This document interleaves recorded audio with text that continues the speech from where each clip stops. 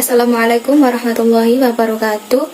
Kami dari kelompok 7 ingin mempresentasikan hasil analisis konten tentang lelakon santri di pondok pesantren dalam kajian folklore. Anggota dari kelompok 7 yaitu 1. Ananda Fitriah Wulandari dengan NIM 1904, 2. Elok Nadifah dengan NIM 1935, 3. Nurul Huda dengan NIM 1901, dan yang keempat Syahrul Ramadhani dengan NIM 1914. Menurut Rahmawan tahun 2019, peneliti menggali bentuk-bentuk folklore berupa perilaku sehari-hari yang kemudian mempresentasikan keunikan budaya dan praktik kehidupan para santri di pesantren. Jadi, peneliti mengkaji tentang perilaku apa saja yang terjadi di lingkungan pondok pesantren. Perilaku ini berupa lelakon yang sering akrab di kalangan pesantren. Lelakon ini memiliki karakter berpikir, berperilaku, dan bersikap secara sosial yang dilakukan oleh para santri dalam menjalani masa hidupnya di lingkungan pesantren. Dalam analisis konten ini, peneliti mendapatkan dua hasil penelitian, yakni bentuk lelakon dan representasi sikap hidup santri. Sebelum kita mendekati lebih dalam mengenai dua hasil ini, alangkah baiknya kita memahami terlebih dahulu tentang pendahuluan dan metode dari analisis konten ini. Menurut Rahmawan, tahun 2019, kelompok santri digunakan untuk mengacu pada orang muslim yang mengamalkan ajaran agama Islam sesuai dengan syariat Islam. Dan dari kata santri ini sangat lekat dengan yang namanya pesantren. Pesantren itu sendiri memiliki makna tempat tinggal bagi seseorang santri yang mau belajar agama dan belajar menjadi orang yang lebih baik lagi. Santri itu sendiri memiliki banyak makna dari berbagai bahasa, antara lain bahasa Jawa kuno, Sanskerta, dan India. Dari penjelasan tiga bahasa ini, ada dua istilah yang sangat menarik dan keren bagi penulis. Dalam bahasa Jawa kuno, santri berasal dari kata yang cantrik atau yang berarti orang yang selalu mengikuti kemanapun gurunya pergi atau menetap. Jika dalam bahasa India, kata santri berasal dari kata sastri, yang bermakna orang-orang yang memahami atau mempelajari buku suci atau agama, atau orang-orang yang dilatih untuk memahami ilmu dalam kitab. Rahmawan menyimpulkan bahwa santri adalah seseorang yang mempelajari ilmu dan kitab suci-suci dalam agama dengan tujuan untuk kebaikan bersama bagi umat manusia di sekitarnya, dengan jalan mengikuti atau mendatangi kemanapun guru agama atau biasa disebut dengan kiai yang ingin diikutinya untuk belajar. Di dunia modern, pesantren lebih dikenal juga dengan sebutan asrama, yakni gabungan antara lembaga pendidikan agama dan tempat tinggal bagi siswa. Sebelum adanya ajaran Islam di Indonesia, sudah ada ajaran Hindu-Buddha. Dari sinilah ajaran Islam berkembang melalui dakwah Wali Songo, dan dari sinilah asal pesantren itu ada. Pesantren memiliki unsur utama di antaranya yaitu kiai, santri, masjid, pondok atau asrama, dan pengkajian kitab. Umumnya yang dikaji adalah kitab kuning. Kami mengambil kesimpulan sesuai dengan pengalaman penulis pribadi, yaitu pesantren adalah tempat di mana untuk menuntut ilmu, tinggal beberapa tahun sampai sudah dirasa cukup mendalami ilmu-ilmu klasik, dan tentunya pesantren itu sebagai kecil dari miniatur di mana ketika kita nantinya akan hidup di masyarakat. Dalam kehidupan pesantren, sangat erat hubungannya dengan kiai, ustadz, santri, tamu, dan masyarakat sekitar. Hubungan ini semacam sudah seperti saudara kandung, akrab, unik, asik, dan juga bisa diibaratkan seperti sepasang sayap burung. Sesuai yang dikatakan oleh Maunah tahun 2009, interaksi ini berjalan dengan akrab, harmonis, demokratis etis, kekeluargaan, tawadhu, dan menunjang nilai-nilai salaf. Beberapa kebiasaan dalam kehidupan santri di pondok pesantren diwariskan secara turun-menurun melalui kelisanan, diturunkan dari angkatan ke angkatan. Menurut Rahmawan 2019, sehingga ajaran semacam ini bentuknya anonim, tidak tahu siapa yang melaluinya. Inilah cerita yang sering diceritakan pada santri-santri baru. Agar tidak sembrono dalam bertindak di pesantren, banyak cerita yang tidak masuk akal. tapi itu dikeramatkan oleh santri-santri lama. Suatu contoh ketika ada santri yang berani meloncat pagar.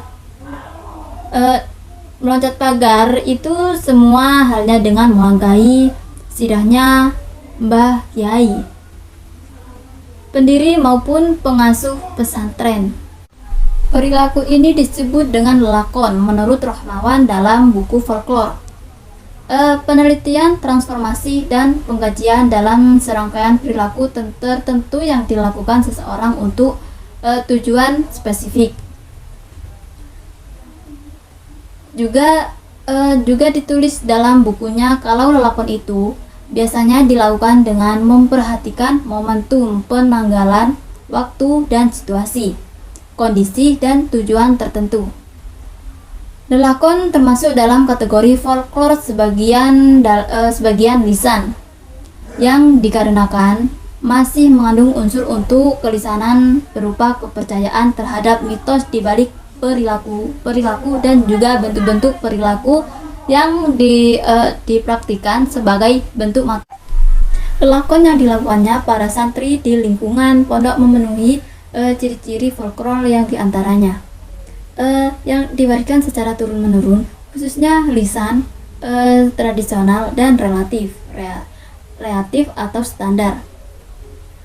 Berkembang dan versi yang berbeda namun bentuknya dasarnya tetap anonim, memiliki pada penarasian yang unik, memiliki manfaat secara kolektif. Pralogis dimiliki oleh sebuah komunitas dan lugu sebagaimana cerminan emosi sosial yang menuturkannya Rohmawan 2019. Dinamika kehidupan santri di dalam pesantren itu masih kental dengan ajaran-ajaran klasik, dan ciri-ciri khas dari seseorang santri itu masih terjaganya perilaku dalam menjalankan aturan-aturan pesantren, baik agama maupun laku. Juga dalam nilai tawadu kepada kiai, zuhriyah, ustadz, ustadah, pengurus, ketua kamar, wali santri, dan masyarakat sekitar. Pesantren masih terjaga rapi nilai-nilai akhlakul karimahnya. Tujuan dari peneliti ini yang dimaksudkan untuk ragam lelakon dalam kehidupan santri di pondok pesantren. Dan yang kedua, representasi karakter santri dalam lelakon di pondok pesantren. Baik, terima kasih. Saya di sini akan menjelaskan mengenai metode dari folklore, penelitian, transformasi, dan pengajian. Di sini di dalam analisis konten ini atau penelitian folklore ini ada metode. Di sini ada metode, terdapat 6 metode untuk pembuatan atau penelitian folklore kali ini. Yang pertama itu adalah pendekatan situs atau lokasi. Maksudnya adalah pendekatan situs dan lokasi itu peneliti langsung meninjau ke tempat yang ingin dijadikan bahan analisis folklore tersebut. Nah, itu langsung didekati lokasi itu. Di penelitian ini peneliti menambil 2 pondok pesantren yang ada di Pasuruan. Yang pertama pondok pesantren As-Salafiyah, yang kedua adalah pondok pesantren Az-Zahra. Jadi begitu, langsung meninjau langsung ke tempat yang ingin diteliti. Yang kedua adalah persiapan fokus dan instrumen penelitian. Jadi sebelum penelitian itu dipersiapkan dulu. Fokus dan instrumen penelitian adalah bahan-bahan apa saja yang akan digunakan dalam penelitian kali ini. Yang ketiga adalah pengumpulan data penelitian. Jadi pengumpulan data penelitian ini melalui 2, yaitu wawancara dan pencatatan. Jadi langsung wawancara kepada 2 situs atau lokasi tadi, lalu dicatat hasil dari wawancara itu. Yang keempat adalah analisis dan klasifikasi data. Jadi data itu dikumpulkan, dianalisis, nanti baru akan menjadi kajian folklore itu. Yang kelima adalah penarasian folklor atau mengisahkan, atau kan kalau maksudnya penarasian folklor itu kita dapat pendekatan dari itu, pendekatan situs, lokasi, terus wawancara, itu baru di sini penarasian dinarasikan, yaitu disusun dengan rapi dari apa saja, dari ditata gitu loh, semacam ditata. Yang keenam adalah analisis interpretasi konten folklor, adalah memberi kesan atau pendapat pandangan teoritis terhadap sesuatu tafsiran. Jadi gitu. Yang keenam. Jadi ada di metode ini ada 6 tahap. Metode ini maksudnya ya untuk menganalisis tadi itu bentuk lelakon dan yang satunya menginterpretasi itu. Nah, di dalam metode ini yang diwawancarai itu narasumbernya itu dapat 15 orang. 15 orang itu bukan hanya terdapat di dalam pondok pesantren saja, akan tetapi warga atau orang-orang yang ada di sekitar pondok pesantren. Di sini dijelaskan radius 5 km dari jarak pondok pesantren itu, yaitu pondok pesantren Salafiyah dan pondok pesantren Az-Zahra. Pondok Salafiyah ini adalah pondok yang sangat pesat. Di sini perkembangannya itu bagaimana. Dan yang kedua adalah Az-Zahra. Ini pondok pesantren yang masih baru-baru gitu. Jadi perbedaannya itu apa? Dari pondok pesantren yang lama dengan pondok pesantren yang masih baru. Jadi begitu. Mungkin itu saja dari metode-metode, dari tahap-tahap metode ini. Sekian, terima kasih. Baik, terima kasih. Saya di sini akan menjelaskan mengenai hasil penelitian di dalam analisis konten ini. Di sini terdapat 2 hasilnya, yaitu yang pertama adalah bentuk-bentuk lelakon dan yang kedua adalah representasi sikap hidup seorang santri di pondok pesantren. Nah, saya di sini akan menjelaskan mengenai lelakon santri. Apa saja? Nah, sebelum itu, lelakon itu adalah perilaku khusus yang ada di pondok pesantren. Ini di dalam nalar itu tidak masuk akal, tapi itu benar adanya. Baik, langsung saja. Di dalam ragam lelakon dalam kehidupan santri di pondok pesantren itu kalau ditelusuri terdapat 63 bentuk lelakon. Tapi di dalam kajian folklor ini, kajian folklor penelitian terdapat disimpulkan menjadi 5. Kenapa kok jadi 5? Karena ini cuma analisis di 2 pondok pesantren yang ada di Pasuruan. Baik, langsung saja. Yang pertama adalah lelakon yang dilakukan untuk berbagai tujuan tertentu. Nah, di sini ditemukan 13 bentuk. Antaranya adalah lelakon membawa tanah dari rumah, merupakan salah satu kepercayaan agar santri betah tinggal di pondok pesantren. Yang kedua, lelakon meminum air kran dari dalamnya bunyai.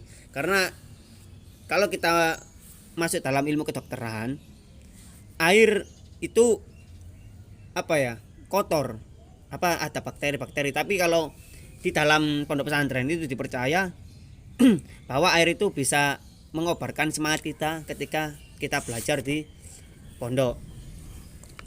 Terus adalah lelakon membaca doa tahlil. Kali ini di masyarakat umum sudah ada. 6. Lelakon mengambil bunga dari makam kiai. 7. Lelakon tetesan air wudhu, kalau diteteskan ke mulut bisa memancarkan nur dari dalam dirinya. Nur itu adalah cahaya. Jadi karena air wudhu itu semacam air doa. Jadi kalau diminum ya tidak apa-apa, sah-sah saja, asalkan bukan air yang mengandung memabukkan. Jadi begitu saja. Yang terakhir adalah lelakon minum air gentong milik Romo Yai Hamid. Nah, kenapa di sini Romo Yai Hamid? Karena di dalam analisis ini peneliti di dalam kajian folklor itu menganalisis atau meneliti 2 pondok pesantren. Makanya Di sini menyebutkan lelakon minum air gentong milik Romo Kyai Hamid. Baik, itu adalah lelakon yang pertama. Lelakon yang kedua itu adalah mengenai lelakon yang dilakukan dengan membaca kutipan ayat dalam waktu khusus karena kepercayaan tertentu pada isi kutipan ayat dari kitab suci. Kalau di dalam masyarakat itu sangat banyak. Tapi di sini di dalam pondok pesantren itu ditemukan 8 bentuk. Antaranya membaca surat Al-Quran yang berisi tentang Nabi Sulaiman, terus membaca surat Al-Insyirah, membaca surat Ar-Rahman, membaca surat Rotib, membaca surat Al-Mulk, dan membaca surat Waqiah, membaca surat Wirid, dan lelakon ketika tanggal 1 Muharram bulan pertama dalam kalender Islam menuliskan ayat dari Al-Quran. Nah, ini kenapa? Kalau di kalangan masyarakat ini sangat erat, karena kalau kita neloni, kalau bahasa Jawanya neloni atau 7 hari dalam kandungan itu sering dibacakan ayat-ayat suci Al-Quran, surat Yunus, surat Maryam, surat-surat lainnya, agar kalau surat Yunus agar gantung, agar tampan, agar apa lah gitu. Itulah kepercayaan yang kalau dianalisis di dalam dunia modern tidak masuk akal. Tapi kalau kita percayaan itu adalah hal yang nyata adanya. Yang ketiga adalah lelakon yang buruk dan kemudian dilarang, ditemukan dalam 13 bentuk. Jadi lelakon yang buruk dan kemudian dilarang ini semacam peraturan yang ada di pondok pesantren. Meskipun kita tidak di pondok pesantren atau di luar, kalau kita sudah melanggar hal-hal yang buruk, pasti akan terdapat atau akan mendapatkan celaka. Bala kalau di dalam bahasa kerennya itu ya, bahasa Islamnya itu bala. Makanya kita harus berdoa itu bala. Ada doa yang untuk menghindarkan bala itu, Allahumma inna na'udzubika min jahdil bala. Ya itu ada. Allahumma bala wariba wais, itu kalau doa-doa Islam. Ini ditemukan 13, yaitu yang pertama, dilarang berpindah-pindah tempat. Kebiasaan saat belajar harus duduk dan tetap boleh sambil makan.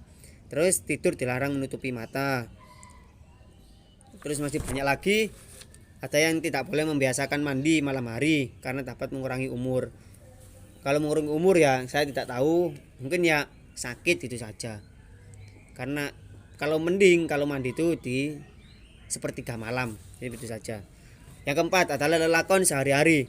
Adalah perilaku yang dilakukan dalam keseharian rutinitas santri di pondok pesantren. Di sini ditemukan sangat banyak, 22 bentuk. Apa saja? Saya tidak akan menjelaskan semuanya. Saya akan menjelaskan beberapa saja. Yang pertama adalah lelakon menulis kata backkiking di dalam buku agar bukunya itu tidak dimakan rayap. Saya ini tidak paham backkiking itu apa, tapi kalau di pengalaman saya itu bikai kajin. Jadi begitu. Mungkin sama, tujuannya juga sama. Kan beda pondok, mungkin beda beda kepercayaan mungkin ya. Beda kata-katanya. Ya, begitu. Ini sangat dipercaya oleh santri. Backkiking ini. Di dalam nalaran ilmu modern tidak bisa kalau ini. Terus yang ketiga, lelakon meminum atau memakan sisa dari kiai. Ini juga. Ini barokah, berkah. Agar kita mendapat berkah dari makanan ini. Terus yang terakhir dari 5 itu tadi adalah lelakon untuk menanggapi suatu kejadian sebagai petanda atau firasat. Yang pertama, di sini ditemukan 7 bentuk. Yang pertama, kepala yang terasa gatal dalam waktu lama merupakan pertanda adanya ilmu yang bermanfaat atau kepintaran di kepala. Kedua, ketika berkerudung atau menggunakan baju terbalik tanpa sengaja merupakan pertanda akan mendapatkan rezeki. Kalau ini di masyarakat umum juga ada pakaian yang terbalik-balik. Yang terakhir adalah ketika bermimpi digigit ular merupakan pertanda bahwa ada orang yang berniat untuk meminang. Jadi dari 5 lelakon yang ditemukan ini di masyarakat umum juga terlibat, juga ada. Ini mungkin kemungkinan ada santri yang sudah mondok terus dia pulang ke masyarakat, kebiasaan santri ini terbawa ketika dia mondok. Pasti kebiasaan ini akan dipakai terus di masyarakat. Lah, maka masyarakat itu akan mengikuti dari santri itu. Jadi begitu. Ada saya sebelum saya hari ada mengenai larangan dulu di pengalaman saya di pondok, ketika kita meloncat pagar pondok pesantren itu sama saja kita melangkahi dari kepala atau sirahnya pendiri pondok pesantren atau dzurriyyah atau ya pendiri itu, pengasuh. Maka itu adalah larangan di pondok pesantren. Mungkin itu saja. Ini habis ini jelaskan oleh teman saya mengenai representasi karakter santri dalam lakon di pondok pesantren. Mungkin itu saja dari saya. Sekian, terima kasih. Baik, di sini saya akan menjelaskan dari analisis konten lakon santri di pondok pesantren dalam kajian folklore dari bukunya Bapak Tristan Romahan. Nah, di sini ada beberapa representasi karakter dari santri ya, yang biasanya melakukan sesuatu hal atau bisa disebut lelakon di dalam pondok pesantren. Di sini yang pertama ada 11 lelakon yang biasanya dilakukan oleh para santri. Nah, yang pertama yaitu santri menyesuaikan diri dengan lingkungan pondok pesantren. Hal ini biasanya dilakukan oleh para santri yang baru memasuki pondok pesantren. Karena apa? Lelakon ini biasanya dilakukan untuk agar santri itu betah di dalam pondok. Biasanya kan mereka berada di lingkungan keluarga, dekat dengan keluarga, tapi kali ini mereka akan memasuki dunia baru dan mereka harus beradaptasi. Nah, maka dari itu mereka melakukan beberapa hal yang diyakini dapat membuat mereka betah. Yang pertama yaitu santri membawa tanah dari rumah. Nah, tujuannya mungkin agar mereka lebih dekat dengan keluarga meskipun tidak bersama, dalam artian kan membawa tanah dari tempat asal mereka. Nah, yang kedua yaitu meminum air gentong di rumah kiai. Hal ini dilakukan mungkin agar mendapatkan sesuatu hal dari meminum air tersebut, agar mungkin mendapatkan kebetahan, karena kan air minum dari kiai mungkin berkah gitu kan. Nah, yang ketiga yaitu meminum air yang dari bekas mandi kiai atau ustadz yang dipercaya dapat membuat mereka betah tinggal di pesantren. Selanjutnya yaitu lelakon yang kedua, santri menyadari kekuatan gaib, jin dan setan.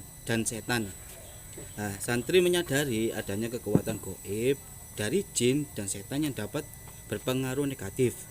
Nah, dengan mempelajari ilmu agama, santri menjadi pribadi yang sangat peka terhadap keberadaan makhluk halus atau gaib seperti jin dan setan. Lelakon apa yang biasanya dilakukan oleh para santri untuk menghindari hal-hal ini? Mereka membaca doa, menyebar garam, membaca bacaan atau ayat dari kitab tertentu, atau melakukan perilaku spesifik dalam rutinitas harian. Seperti contohnya yaitu mengibaskan pakaian dan bantal dengan tujuan melepaskan jin dan setan yang menempel pada benda-benda.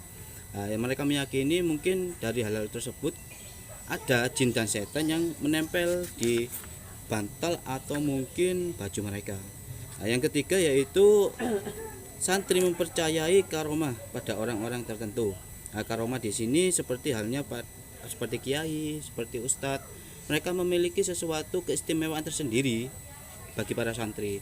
Lelakon apa yang biasanya dilakukan para santri, yaitu saat mereka bertemu kiai atau ustadz, entah itu di jalan, entah itu di tempat umum, maka mereka akan langsung mencium tangan. Dalam artian mencium tangan itu mereka memberikan sesuatu kehormatan tersendiri kepada para kiai tersebut. Mereka mempercayai karomah keistimewaan yang ada di dalam diri kiai dan ustadz tersebut.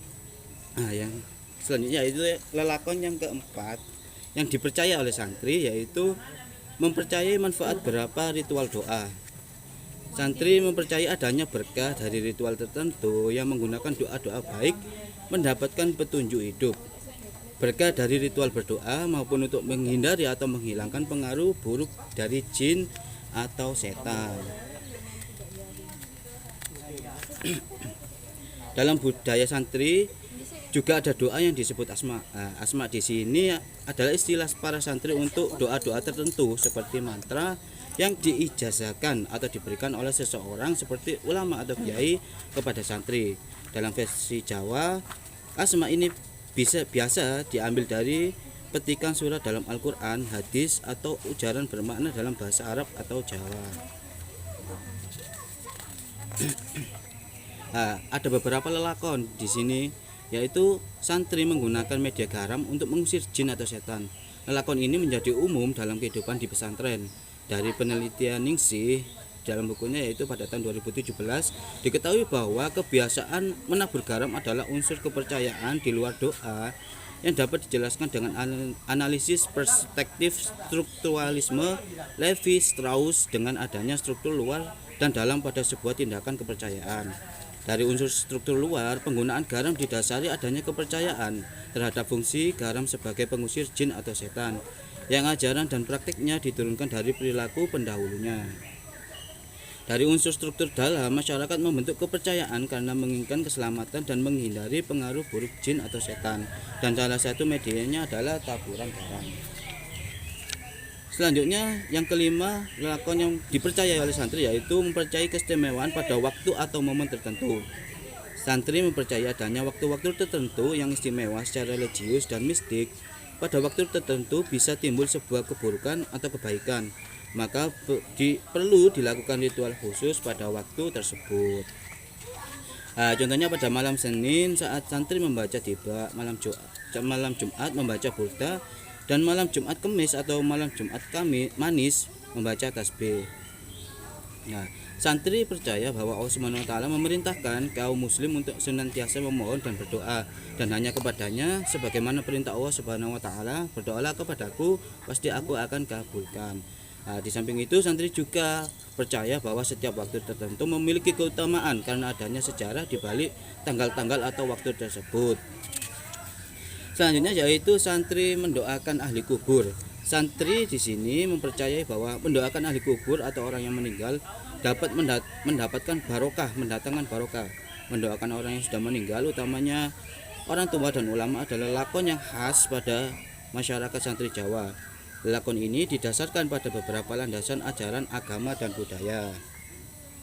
Secara umum motivasi berziarah dapat digolongkan dalam 4 hal, meliputi takti rasa atau berziarah, kedua gorowasi atau berziarah ke makam legendaris, widok dinong atau berziarah dengan tujuan mencari kekayaan dunia maupun jabatan duniawi atau mencari rezeki. Yang keempat yaitu samaptadanu, upaya mencari kebahagiaan anak cucu agar selamat atau untuk mencari keselamatan, Mumfangita pada tahun 2007. Yang ketujuh yaitu selanjutnya santri mempercayai adanya balasan bagi segala perilaku buruk.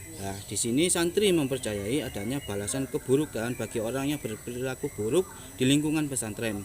Dalam kehidupan khususnya di lingkungan pesantren, santri diperintahkan untuk selalu berbuat baik sesuai dengan etika sosial, adab dan agama. Di sini perbuatan apa yang kayak jelek gitu. Salah satunya yaitu mencuri dan meminjam atau memakai barang santri lain tanpa izin. Hal ini sangat tidak baik lah dilakukan di kalangan santri yang mereka mengerti adab, mengerti dosa, masa melakukan hal tersebut. Maka dari itu hal-hal yang dilarang. Salah satunya yaitu ada juga hal-hal yang larangan, perilaku yang dianggap tidak beradab atau melanggar etika kesopanan seperti kotean atau bermusik dengan memukul-mukul meja atau peralatan lain, belajar sambil tiduran atau makan, dan berpindah-pindah tempat ketika sedang belajar atau mengaji bersama ustadz. Akibat dari melanggar larangan ini dikonstruksikan menjadi mitos-mitos seperti datangnya nasib buruk. Selanjutnya yang ke-8 yaitu santri mempercayai mitos buruk terkait beberapa perilaku umum. Di sini santri mempercayai adanya efek buruk dari beberapa perilaku kebiasaan sehari-hari yang sepertinya biasa saja, namun bagi komunitas santri dianggap dapat mendatangkan keburukan didasarkan pada alasan tertentu. Selain larangan yang alasannya jelas terkait adab dan etika kesopanan, Ada pula larangan yang sifatnya paralogis seperti dilarang tidur menggunakan mukena, dilarang tidur menutupi mata dengan sesuatu karena menutupi hati, dilarang makan mie saat sebelum ujian karena menyebabkan mudah lupa, dilarang mengibaskan air wudhu karena akan mengakibatkan air menjadi setan, dilarang menulis dengan tinta merah karena menjadi lambang Yahudi dan menodai kesucian kitab, dilarang mandi di malam hari karena mengurangi umur, dilarang memotong kuku malam hari karena menyebabkan kemiskinan. Sebenarnya ini dapat dijelaskan dengan beberapa logika ya, karena di sini contohnya saja seperti menggunakan mukena saat tidur. Di sini kan mukena memiliki karet, itu menutup pendengaran dan akibatnya membuat santri tidak bisa mendengarkan azan. Maka dari itu sebenarnya itu dilarang. Yang kesembilan yaitu santri menghormati orang lain bahkan makhluk gaib. Di sini santri menerapkan perilaku menghormati kepada ulama, guru atau ustadz, orang tua, senior, sesama santri dan makhluk gaib. Dalam kehidupan santri, ulama dan guru atau ustadz adalah orang yang tua mereka di pesantren, sekaligus pula tokoh agama yang sangat berjasa dalam mengajarkan ilmu-ilmu agama dan ilmu tentang kehidupan. Kepada orang tua, santri mengonstruksi kepercayaan bahwa orang tua adalah sosok yang turut menentukan keselamatan dan nasib mereka di masa depan. Jika tidak menghormati orang tua, maka mereka yakin bahwa akan menerima celaka baik di dunia maupun akhirat. Mungkin itu yang bisa saya jelaskan. Selanjutnya akan dijelaskan oleh rekan saya. Santri mempercayai adanya mitos baik terkait beberapa perilaku umum. Santri mempercayai adanya efek baik beberapa perilaku kebiasaan sehari-harinya yang seperti biasanya. Namun bagi komunitas santri dianggap dapat mendatangkan kebaikan berdasarkan pada alasan tertentu. Hal ini berlaku seperti mitos tentang perilaku tertentu. Jika dipikirkan secara umum, perilaku ini mungkin biasa saja. Namun bagi komunitas santri, perilaku tertentu yang umum mungkin dapat dianggap mendatangkan kebaikan. Beberapa kebiasaan dalam kehidupan santri di pondok pesantren diwariskan secara turun-menurun melalui kelisanan, diturunkan dari angkatan ke angkatan. Menurut Rohmawan 2019, sehingga ajaran semacam ini bentuknya anonim, tidak tahu siapa yang melaluinya. Inilah cerita yang sering diceritakan pada santri-santri baru. Agar tidak sembrono dalam bertindak di pesantren, banyak cerita yang tidak masuk akal, tapi itu dikeramatkan oleh santri-santri lama. Suatu contoh, ketika ada santri yang berani meloncat pagar itu semua halnya dengan melangkahi sidahnya Mbah Kiai, pendiri maupun pengasuh pesantren. Ramalan untuk melihat masa depan, pengertiannya seperti ini dijelaskan. Dilarang agama Islam sebenarnya berfirasat lebih baik pada arti membuat kajian peneliti dan menganalisis manusia secara fisik untuk mendapatkan petunjuk tentang apa yang menjadi permasalahan pada saat itu dalam kehidupan masyarakat tradisional. Firasat juga menjadi panduan untuk menyelesaikan permasalahan sehari-hari. Berbagai petanda dalam kehidupan seperti petanda alam, perilaku hewan, mimpi, dan perilaku orang di sekitar mampu mendatangkan firasat. Segala pertanda yang kemudian ditelaah simbol-simbolnya yang akan mendatangkan kesimpulan mengenai adanya perkara yang mungkin akan datang kemudian, baik perkara baik ataupun buruk.